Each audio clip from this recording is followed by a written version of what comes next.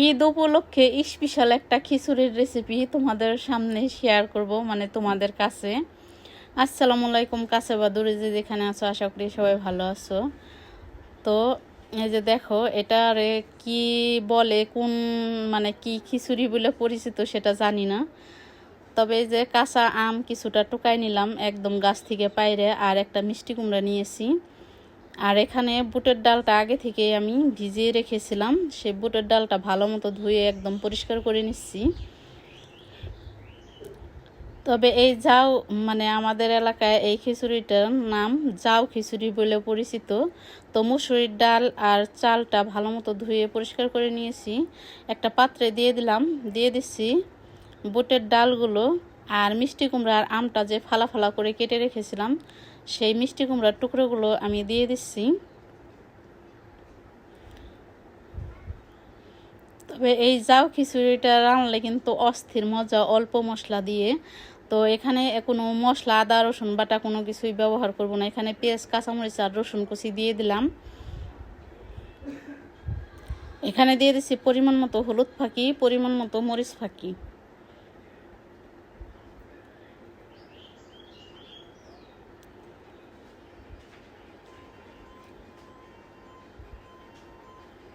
দিয়ে দিচ্ছি পরিমাণ মতো তেল, যেহেতু জাউ খিচুড়ি খুব একটা মশলা লাগবে না, অল্প মশলা দিয়েই রান্না করা হবে। তো এখানে দিয়ে দিচ্ছি পরিমাণ মতো নুন। এখন একটা ইজোরের সাহায্যে একদম ঝাঁকানাকা করে মাখিয়ে নিচ্ছি।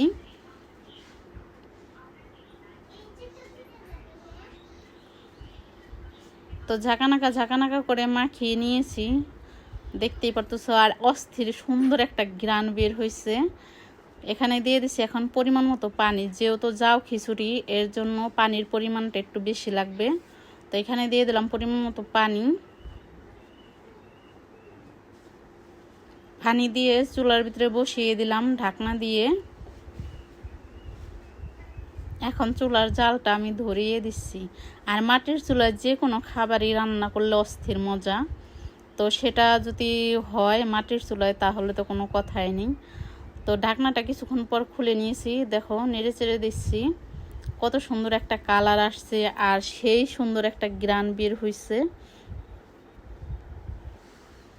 এখন বলক আসার জন্য অপেক্ষা করব। বলকটা যেহেতু চলেই এসেছে, এখন ফালা ফালা করে যে আমগুলো আমি কেটে কুটে ধুয়ে পরিষ্কার করে রেখেছিলাম, সেই আমগুলো এখন দিয়ে দিব।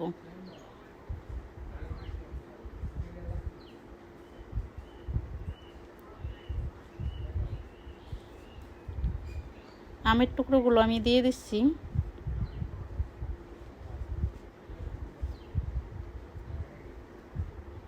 আবার একটু নেড়ে চেড়ে মিশিয়ে দিচ্ছি।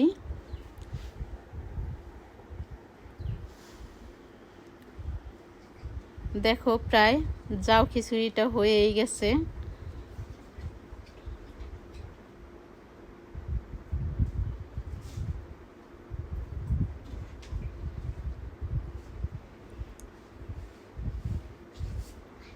একদম ঝাঁকানাকা করে নাড়তে হবে, যেহেতু জাউ।